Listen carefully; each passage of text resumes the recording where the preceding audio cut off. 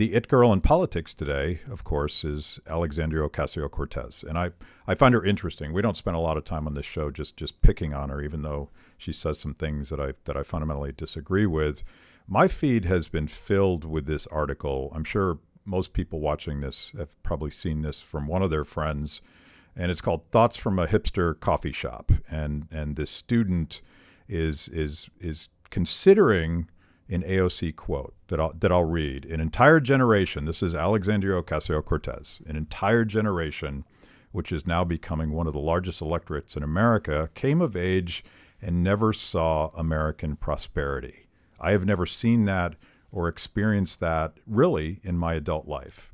So a member of Congress, who, how old is she? She's 26, something like that. Maybe something like that. She's in her mid-20s. Yeah, and she clearly represents, and I say this in the context of young people have never grown up in a more wealthy, opportunity-based society in the history of the universe.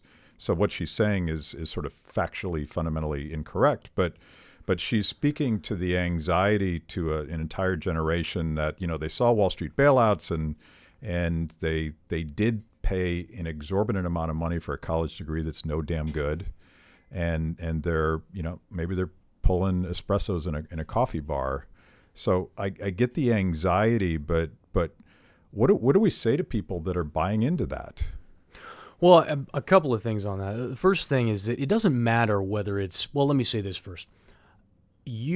Most of your audience and mine probably looks at her and laughs and makes jokes and tries to say, oh, what an idiot, and then they move on with the conversation. It's right. Very, very important that you don't do that. She has a massive amount of influence over a segment of the population that feels exactly the way she does and who nods their head in agreement when they read that. Doesn't matter whether it's factually untrue or not. There's factually untrue stuff all the time, even in our circles, that people believe. It's more important to understand that there are a group of people out there who actually believe that. And I happen to believe it's because for most people, history started the day they were born. And so they don't know what it was like in the Carter administration, and to see stagflation, interest rates at 10%, inflation rates at 10%. They don't have any idea. When I got out of the Marines, I went and my very first place was a one-room basement apartment underneath somebody's garage. And I paid $180 a month for it.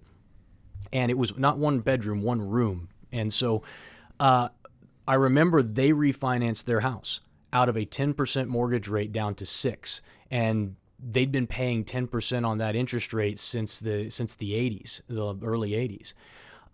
And so there are a whole bunch of people in this world who don't know what that means, and whose perception of wealth is something that, is fairly distorted. I think what she's really saying there is there are a lot of you who had greater expectations for your life. Yeah. And those haven't been achieved yet. And we live in a society where we want instant gratification now. And we got 25, 26-year-olds who are out of school for a few years. I mean, I have made, I don't want to brag, I have made millions and millions and millions of dollars. Millions. And at the age of 26, I was parked in my truck outside of Lowe's, bawling my eyes out because I was flat broke, living in somebody else's basement with no idea what I was going to do with my life, no idea where I was. I just knew I wanted something better, wondering if it was wrong to leave the Marine Corps. I was in such a dark place.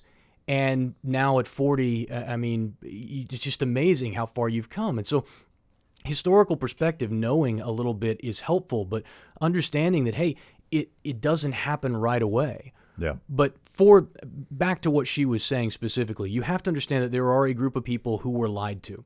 And I think when I approach it, that's what I tell them.